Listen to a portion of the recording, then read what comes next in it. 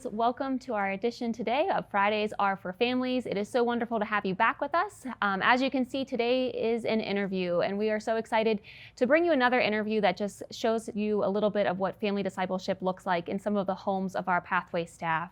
As a reminder, this is not prescriptive in that we expect that every home is going to be the same, but our hope and desire is to show you that family discipleship looks different in every home. And so today we have John Westurn with us today. Hi, John. Hi, Jenna. It's good to have you with us, and he's going to tell us a little bit about discipleship in his home. And so, John, why don't you get us started with just introducing yourself, your role here at Pathway, and your family? Sure. So I've been at Pathway for about 16 years. The executive pastor, so I oversee the staff, oversee the ministries. I'm both of your bosses, which we can talk about that later. But I've been married for 35 years. Just celebrated my 35th wedding anniversary a couple of days ago. Congratulations. Thank you. You can really pray for my wife, I think, is really what it is. For sure. Yep. She's And already reached sainthood. yeah, she has. She is a saint. And I have 3 kids, 2 children that are 31, and a daughter who is 29. Awesome. So, yeah. Well, thank you for being here. Thank you for having me. Yeah.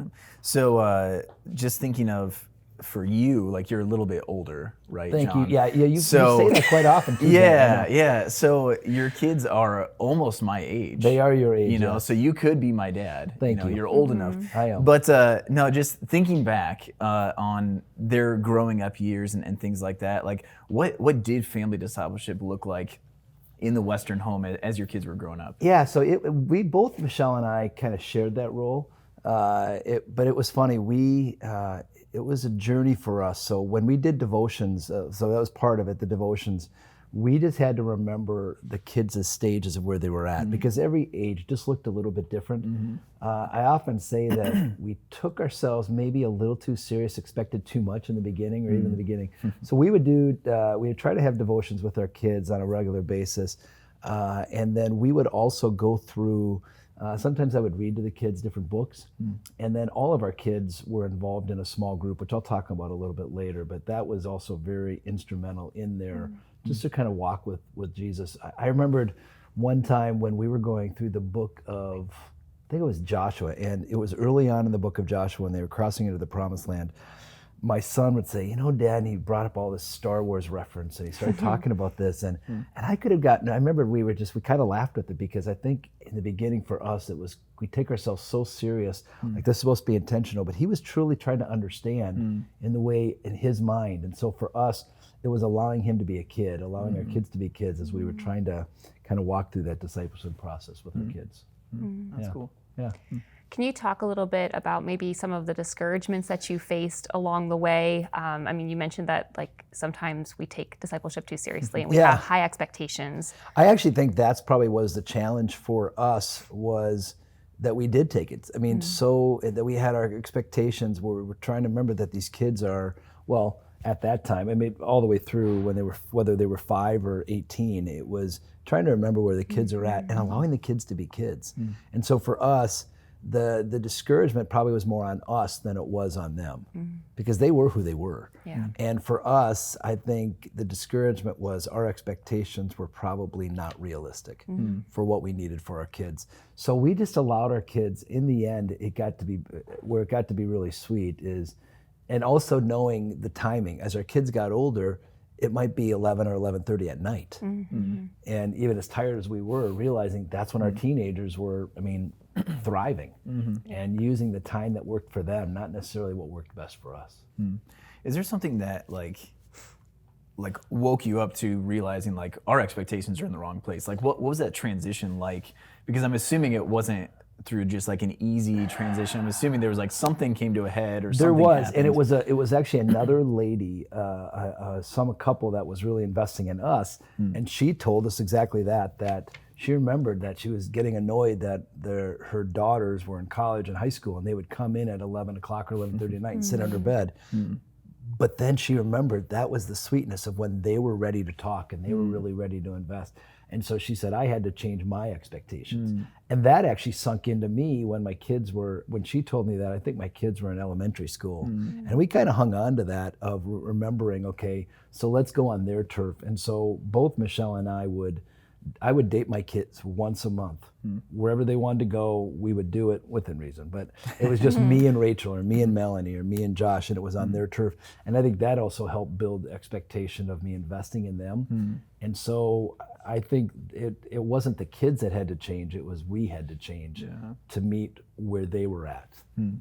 If that makes sense. Oh, it absolutely does. And I think that's a powerful lesson for all of us. Like, we try to change our kids, and it's like, but that's like the control aspect of it. And I think as we're able to like release, then we probably experience more fruit and feel a little bit more like confident in it, because we're not like trying to force them into a mold, but discovering what mold they are, right? Well, I'd also say too, that if you have set expectation what you want it to be, I think you're going to be disappointed. You just always will be disappointed. So in the end, our goal as parents was that our kids would love Jesus and love others, and that they'd own their faith. So that's all that really mattered. So in the end, if that's the expectation, it's a marathon. It's a lifelong journey. It's not. I mean, I often said when I was doing youth ministry, but even as my kids, I said my goal is so the kids, when they're 25, love the Lord. Not that not that it's not important for them to love the Lord when they're 5 or 8 or 10, but what are they going to be when they're 25? And so it's that journey along the way for our kids. So John, you talked a little bit about small groups and the role that they play, but also that there was, somebody who was mentoring you. Like, what role did other people play in discipling your kids, or even helping you to disciple your kids? Yeah, that played probably the biggest role. So our kids had 2 different groups of people that I would say really invested in them. First, we had really close friends that we spent a lot of time with, and they were probably the first set of people that invested in our kids, and they had kids our own age, and so they would speak into them. I mean, they were loving on our kids, investing in our kids, playing with our kids, challenging our kids. They were another set of parents for our kids, and that really played a role in helping our kids see Jesus. The other set was their small group leaders. So as they were especially in junior high, we were still in Minnesota at the time, and they had small group leaders that were phenomenal. In fact, I remember my son had 2 guys, happened to be in my own personal home group too, but these guys were younger guys, and took them bow hunting, took them airsoft, would just allow these guys to be guys. And 7th grade boys are 7th grade boys, and they had 7 or 8 of them, and they invested in them. And to this day, they're still very invested in my son's life. My son's a pastor in Indiana, and a lot of that has to do with the investment of these other people had in my kids' lives. My daughters still talk about the women that invested in them. So I would say it was not only our friends, but it was their small group leaders that was crucial to their faith. So that's cool. Can you share a little bit, Ben, just like on statistics with that, of the importance of people investing in the lives of kids? And, So one of our big things at Family Discipleship is like, you as the parent are like the primary disciple maker of your kid, and yet the influence of others is significant in like the staying power of their faith. So the Full Youth Institute talked about how really the statistic, like normally you think of the ratio of like kid to adult, and you need like 1 adult per like 5 or 6 kids in order for it to be like safe. Yeah, right? for it to be like a safe ratio, right? For the sanity of the adult, really. No, just kidding. But the Fuller Youth Institute did some research called Sticky Faith, and they flipped that ratio on its head and said, hey, what we noticed in the kids who had faith that stuck beyond until they're 25, and into adulthood, was the influence of 5 adults per 1 student. And so that really is significant to look at, of like, yes, parents are the primary, but there's also all these others that are secondary and tertiary and whatever, that are just as influential and are so necessary in the lives of our kids. So I think getting them plugged into small groups, getting them plugged into youth ministry or children's ministry, and having those adult leaders in their lives is such a significant thing. So I mean, that's why we do what we do and some of that. But yeah, this is a testament to that statistic. But I think it's the most, yes, parents are the key, but to have people coming alongside and reinforcing parents and just helping these kids, my mom has to love me, my dad has to love me, but Jenna, I know you're a small group leader, and the impact that you have on these girls that here's someone else that doesn't have to be there but is there and investing in these girls and is doing crazy things. I know that you're taking them out, but kids need that. Yeah. Students need They do. investment of other people to know that they're valuable, they're worthwhile, that mom and dad say that, but now okay, but Jenna or Ben, they're not my mom and dad, and they're still saying that, and that just reinforces it. Yeah, and I think it's probably frustrating for parents, but like you as a parent can say one thing and I can say the same, like word for word, Yes. the same exact Well, thing. Ben said it. Well, And what? exactly. I said it. No. You'll never believe what Pastor Ben I said know, today. that's exactly. And they're like, oh my gosh. Yeah. But that is exactly why for my kids anyway, the investment of their small group leaders and even adults that we had in our lives that invested in my kids and loved on my kids and would tease it. I mean, just be invested in their lives had such a staying power for all of them. It was huge. Yeah. I think that's just a good call for parents to just do a little bit of an evaluation over who they have in their lives and who's pouring into their kids' lives. And just, you can be intentional about it. Like, there's nothing wrong with going to another person and saying like, hey, my kid seems to really like you. Would you be intentional about just checking in on them or talking to them? Like, I think sometimes as parents, we just expect those things to fall into place naturally. And sometimes it does. And that's beautiful when it happens. But sometimes I think we can go to somebody who, that might be family friends or someone that we notice like, man, my kid loves this particular, small group leader or Sunday school teacher. I'm just going to take the step and ask them and say like, hey, I've noticed this. Would you care to be just intentional with my kid? Because I think you really matter in their lives. I also think I see it as one of a big mistake that parents make is not strongly encouraging their kids to be in youth group and be in the youth ministry. So here we have an amazing youth ministry here with you, Ben, and I look at, I've heard parents say, not necessarily a pathway, but just in general, I don't want to force my kids to do that.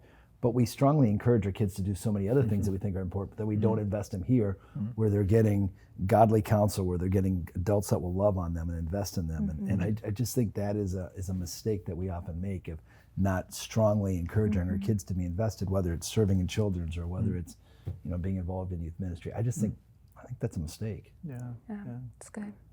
So. John, there is a unique part of your family that I want to make sure we touch on, and that's that your daughter Melanie is adopted. Yep. And so I'd love for you just to talk a little bit about maybe the unique challenges that adoption brings in the path of discipleship. So that's a loaded question. Yeah. That's a very loaded question. So we got Melanie. So just a little background on her. First I'd say if you don't feel God is 100% calling you to adopt, don't do it. It is the hardest, most grueling, intensive thing we've ever done. And she's 32 now. So we'll be 32. So that's been a crazy road. I will say we truly believed years ago that we were going to adopt, and we felt this was a call from the Lord. Melanie so her mom had 3 children. They were taken away as babies. She had 4 more kids. They were in the system, taken away, put back until finally she was taken away, I believe in 3rd or 4th grade. Was in the foster care system. So we met her in 6th grade. Came to live with us, and in Minnesota we were never going to be foster parents. We were just going to adopt, but you can't adopt. You have to be foster to adopt. So she was with us for about 1.5 to 2 years until finally, I believe in her 8th grade, when she was in 8th grade, we adopted her. And I would say it's been a very long journey with her, and she is 31 now, the best she's ever been. It's just amazing. In fact, last week or 2 weeks ago, she said to us, because we probably talk 4 or 5 times a week. In fact, she's coming home tonight to spend Christmas with us. But she said to us, Dad, it's kind of weird that I have 2 sets of parents, isn't it? I said, no. I said, yeah, maybe a little bit. But I said, no. I said, it's okay. She goes, yeah, it's weird that here I have 2 sets of parents. She goes, they're my mother and father, but you're my mom and dad. And which tears me up a little bit. But then she said to me, Dad, because we went through a lot of challenges, and she said, but what do you expect? Here I'm 6th grade, and I'm ripped from my parents, and how do you want me to act? And then she'd never been to church. So then she's never been to church, and now she's a pastor's kid, which makes it really good. And they're singing songs, and she's like, and she's yelling at church like, I don't know this. Well, she doesn't know how to act and what to do. And she wasn't given Pastor Kids 101. No, she was not. She did not go classes of 101, didn't graduate any of that stuff. Yeah. And she was funny, and she just said, and just this was last week, and she has a hard time trying to, go through all the emotions. And she said, I don't know how people want me to act because I was messed up, and I didn't know how to, articulate what I was thinking because everything was taken away from me. And it really helped me to understand for her the journey that she was on and really seeking acceptance and having everything she knew was ripped out and then saying, okay, now you have to be in this family. Well, she didn't choose us. She didn't want us. Right. But it's been, we could not be more proud of Melanie and where she's at and what she's doing and how far she's come in her faith and in life. And we are very proud of her. But even for her to articulate that part of being, they're my mother and father, but you're my mom and dad. Just it makes it worthwhile. Yeah, but she actually just said to me a couple of days ago, it's been 20 years since we've gotten her. So, and that's still a process. So, yeah, thanks for asking. Yeah. Bet. Yeah. So we talked about like discipleship in your home as your kids were growing up and some of that. I'm assuming now as like you're a grandfather and your kids are adults, Yes. but how has that shifted and changed? Like you're still a primary disciple maker of your kid, but now your kids are adults and they have their own kids. And so it's different now, but Very. What But does it's that look actually, and the line I always use with my kids now, and they still call for advice quite often, and the line is shifted to, well, if you're asking my advice, this is what I'd recommend. But they're no longer under my roof, right? So I can't really tell them, but I can say, this is what I'd recommend, but you need to pray about it and ask God what you think He's leading you, and that's happened with all of our kids. I still try to date my kids. That sounds weird, but I still do because I still try to invest in them, and so I can speak truth into them. And so I'm still finding where I'm still praying with my kids over the phone. I'm still encouraging them spiritually, and so is Michelle. We both are with our grandkids. That's been a fun journey. I have two grandkids that are 5 and 3, and the influence of wanting to pray with our kids and wanting to pray with our grandkids and help them meet Jesus. Because again, the goal is for our kids and our grandkids to love Jesus, to have that faith that they own. And so we're still discipling our kids and our grandkids. It's just, it looks a little different, but I would say it's more fun. It really is, because There's probably like slightly less pressure, right? in a lot of ways there is. I'm sorry, because you guys are in the thick of it. I mean, there's different pressure because as adults you want them to thrive in their jobs and you want them not to struggle a lot of times. But a lot of times the struggles we were just talking about this with our daughter, with Rachel. Some of the struggles that she had in her young adult life is really what propelled her to be where she is today and really thriving today. But she had to go through some of those challenges to be able to realize, okay, this is what I need. And I would say for us, the role of the relationship and the closeness of communication with our kids, we still, we would call them, we talk to them. All 3 of our kids, we probably talk to 3-4 times a week at least, pray with our kids. And they're not, our one daughter's in Wisconsin, our son is in Indiana, and our one daughter's here. So they're all kind of all over. So that investment in them, if you can't be with them physically, at least over the phone and that kind of stuff. What benefits have you seen, John, of like discipleship over the course of many, many, many years? If this wasn't recording, I'd say a couple of things to you, but many, many, many years. Honestly, it's for the kids to see their faith becoming real. Yeah. Honestly, for our kids, it's hard to believe, and I know people say time goes fast, but it really does. And so what you're doing now is worth that investment 20 years from now. As my daughter Melanie said, it's been 20 years we've been with you. Well, she's right, it has been, but it's that investment of going into our kids that they get to see. So the little things do matter with your kids. The investment of, and allowing the kids to be kids at each, and maybe finding things that work for them at their age. And it's not what you want, Jenna, as a mom, or it's not what you want, Ben, as a dad, but it's what, honestly, I would say find what works for your kids, because that's what's gonna matter. It's doing it at age appropriate stuff, and also be okay to laugh. I mean, be okay to let it be silly. God has a great sense of humor. Let the kids see that. Yeah, it's good. Yeah. It is. So as we kind of wrap things up, is there any encouragement? I mean, you've given a lot of encouragement, honestly, during this time. So thank you for that. But any like specific encouragement you would want to wrap up with and just share with other parents? Yeah, and this, I wish I had this profound verse for you, but it's not. It's more, what's that saying my daughter had? Is it live, laugh, love? I think that is crucial, I think, as us as parents, number one, to live with your kids, to invest in your kids, to really do life with your kids. And don't shy away, especially when they're teenagers. Get on their turf, so live with them. Laugh. I think we take ourselves way too serious. And I think God intended us to have joy, to have laughter. And we need to laugh with our kids. Our kids need to see us as parents laughing, having joy of the Lord. And then love your kids unconditionally. Love them deeply, and love them, and let them know Jesus, because that is our goal as parents, is for them to love Him and love others. Because in the end, nothing else matters. Yeah. So. That's good. Yep. Nice. All right. Thanks. Yeah.